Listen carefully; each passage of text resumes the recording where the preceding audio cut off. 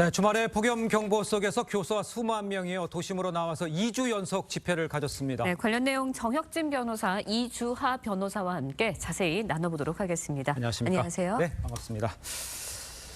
네, 먼저 교사들의 도심 집회 당시 영상 보고 이야기 이어가겠습니다.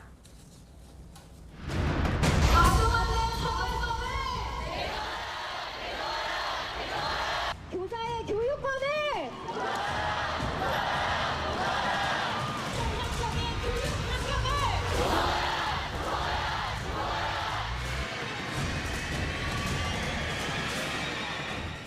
자, 무더운 날씨 속에서도 전국 교사 3만여 명이 추락한 교권 회복을 위해서 거리로 나왔습니다. 먼저 정혁진 변호사님, 교사들이 구체적으로 요구하는 내용은 무엇입니까? 우리나라의 초중등 교육법이 있는데요. 네. 초중등 교육법이 개정돼서 학생 인권 보장에 관한 규정이 도입이 됐어요. 그래서 그에 따라서 학생 인권 조례가 여러 시도에도 많이 생겼고 그 결과 학생들의 인권이 많이 향상된 건 사실인데 반대로 그 교권은 오히려 추락했다고 볼 여지가 많거든요. 그렇기 때문에 지금 교사 선생님들이 주장하는 바는 이렇게 추락된 교권을 확립하는 것이 필요하다. 그래서 여러 가지 이제 법이 있는데 첫 번째로 아동학대 처벌법 규정들도 있고 그다음 무엇보다도 교육공무원법 44조의 1을 보면 아동복지법 17조에 있는 그러한 금지 행위들 예컨대 아동의 정신 건강 및 발달에 해를 끼치는 정서적 학대 행위가 있었다라고 의심만 되면 교사의 직위를 해제할 수 있도록 이렇게 규정하고 있어요. 예. 그렇기 때문에 그냥 학부모들이 신고하면 교사들이 직위 해제된 그런 경우가 많고 그런 부분들이 교사 선생님들한테는 굉장한 스트레스로 작용하거든요. 네. 그래서 이런 무분별한 그런 남용되는 조항들을 손을 봐야 되는 것이 아니냐 이런 주장들이라고 저는 생각이 됩니다. 네, 특히 교사들은 아동학대 처벌법에 대해서 개정을 해야 교육권을 보장해야 된다 요구하고 있습니다. 헬런 켈러의 스승이었던 설리반 교사도 아동학대 처벌법 앞에서는 범법자가 될 수밖에 없다. 이런 식으로까지 이야기를 하고 있는데 법 개정을 한다고 해서 이게 좀 나아질까요? 어떻습니까? 우선 일단 현행법 안에서는 지금 정혁진 변호사님께서도 말씀을 하셨지만 교사의 어떤 소명 기회라든가 진상 조사 없이 단순한 아동 학대 신고만 있으면 교사의 지위에서 직위가 해제될 정도로 교사는 어떤 생활 교육권이라든가 교육권의 범위에 대해서 스스로 판단을 해야 예. 되고 어떻게 이 상황에서 교육을 해야 될지 자체를 판단할 수 있는 그런 심리적 위축감에 많이 시달렸단 말이에요. 그런데 예. 이런 그렇기 때문에 이번 사건으로 인해서 재발 방지와 교권 네. 보장을 위해서는 무엇이 필요하냐라고 해서 전국 교직원 노동조합에서 22일부터 23일까지 조사한 통계에 의하면 1순위가 아동복지법과 교육 관련법, 초등교육법 등의 개정을 요구하는 거였습니다. 압도적인 퍼센티지였는데 89.1%에 해당합니다. 그렇기 때문에 아동 복지법이라든가 관련 예. 법의 개정이 교사들이 현실에서 요구하는 것이기 때문에 필요하다 이렇게 보입니다. 알겠습니다.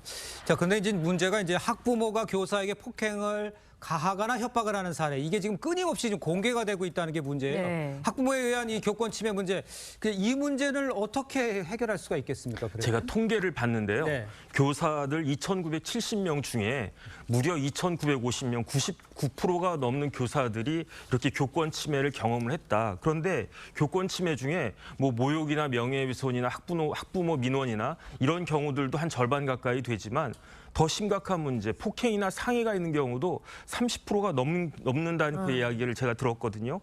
그렇다라고 해가지고 지금 이제 다시 교사들에게 이제 체벌권이 주어지거나 이런 것들은 현실적인 어려움이 있을 것 같고. 근데 문제는 뭐냐면은 교사들에게 책임만 있고 재량이나 권한이 없다는 거죠. 그렇기 때문에 일선 교사 선생님들의 의견은 뭐냐면은 예. 첫 번째로 민원 상담, 학부모들의 민원 상담이나 학생들 징계 같은 것들은 담임 교사한테 맡길 문제가 아니고 이건 학교의 교장 선생님이 직접 맡아야 된다. 그다음에 어느 학교나 저희 때도 마찬가지였지만 문제 학생들이 있었단 말이죠. 이러한 문제 학생들에 대해서는 특별한 조치가 필요한 거 아니냐. 지금 문제가 되는 그 만화가 같은 경우도 마찬가지 아니겠습니까? 제일 중요한 거는 제가 조금 전에도 말씀드렸다시피 학부모들이 무분별하게 신고를 하면 그것들을 일선 교사들이 다 불이익을 받게 돼요. 그렇기 때문에 이러한 무분별한 신고에 대해서 여러 가지 억제 제어 장치 보장장치가 필요하다. 이런 것들이 일선 선생님들의 의견이라고 생각이 됩니다. 네, 학부모들의 무분별한 신고에 대해서 이야기를 해주셨는데 최근 이제 6년 동안 공립학교 교사 100명이 극단적인 선택을 한 것으로 나타났거든요.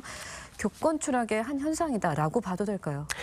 그러게 이 통계를 보면 사립학교 예. 그 교직원까지 합치면 네. 단일 직업군에서의 자살률 치고는 상당히 높은 수치라고 보입니다.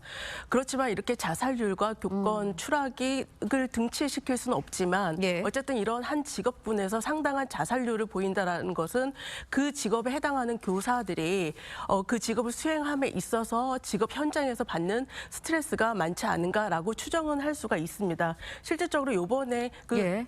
여론조사, 그 교사를 대상으로 한 여론조사를 보면 예. 1년 동안 가장 많은 어려움을 겪고 있는 것이 부적응한 그런 학생들에 대한 생활 지도가 95.3%로 가장 높았고요. 예. 그리고 과중한 업무, 그리고 학교 공동체의 지지나 보호 그런 시스템이 전혀 없다는 것, 그리고 학부모의 과도한 어떤 간섭이라든가 민원, 그리고 부당한 업무 부여, 그리고 관리자의 갑질 예. 이런 것들이 있었거든요. 근데 이런 직업에서 이런 요소들이 있다라고 하면 어느 직업군도 평온하게 예. 직업의 어떤 수행을 할 수는 없겠죠. 예. 그렇기 때문에 이 자살률은 굉장한 유의미하다 이렇게 보입니다. 알겠습니다.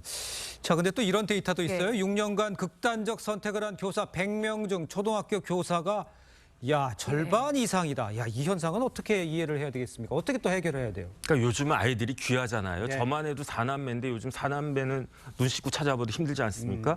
거의 아이들이 외동인 경우가 많은데 그런데 초등학교 다니는 아이들은 다 어린 아이들이잖아요. 예. 그러니까 그 귀한 우리 애를 위해서 학부모한테 요구하는 사항들이 많은 거죠. 그 학부모들이 교사한테 요구하는 사항이 많아질 수밖에 없는데 그런데 중학교 같은 경우에는 뭐 특목고라도 가야 되고 고등학교 같은 경우에는 더더군다나 대입이 필요하고 그러니까 그 학부모들이 교사에 대해서 눈치 보는 일이 많은데 초등학교 같은 경우에 그런 일이 별로 없거든요. 그렇기 때문에 이렇게 그 교사에 대한 요구 사항은 많아지는데 초등학교 선생님이 책임만 지고 예. 재량이나 할 수 있는 것들은 별로 없고 이렇기 때문에 초등학교 선생님들에 대한 보호 장치가 꼭 필요하다라고 하는 것이 이번 서희 초등학교 그 사태를 통해 가지고 많은 사람들이 공감한 바가 아닐까 싶습니다. 네, 일단 교사들은 이 폭염 속에서도 오는 9월 4일까지 매주 토요일 집회를 계속하겠다는 입장을 나타냈습니다. 네.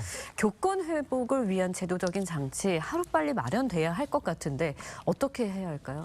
예, 저는 무엇보다 교육 현장의 목소리를 듣는 게 급선무라고 생각을 합니다. 그렇기 때문에 제도라는 게 지금 당장 실현이 가능한 수단이 있을 것이고 또는 공론화 과정을 거쳐서 국회 입법을 예. 통해서 하는 방법이 있을 텐데요. 지금 현장에서 요구하는 크게 3가지 과제와 13대 대책안이 있습니다. 현장에서는 이것이 지금 당장 실현 가능하다 이렇게 주장을 하는데요. 예. 교권 보장을 위해서 첫 번째로는 교권 침해와 악성 민원으로부터 교사를 보호해야 된다는 주장이 있고요. 그다음에 아동학대 사안 그 처리 과정에서 교권 보호를 위한 제도가 필요하다는 것이고 그리고 교사의 생활 지도권 보장을 위해서 지원 구조가 마련이 되어야 된다. 이렇게 3가지를 요구를 하고 있는데요. 네. 이 중에서 국회 입법을 통하지 않고서 가능한 것이 아까 뭐 정혁신 변호사님도 말씀하셨지만 심각한 악성 민원인에 대해서 교육감 고발제도 도입 가능하거든요. 그리고 교사의 생활 지도권에 대해서 학부모 교육과 서약서 확인 진구하는 거 가능합니다. 그리고 학교 민원 창구 관리자를 일원화하는 것도 가능하단 말이에요.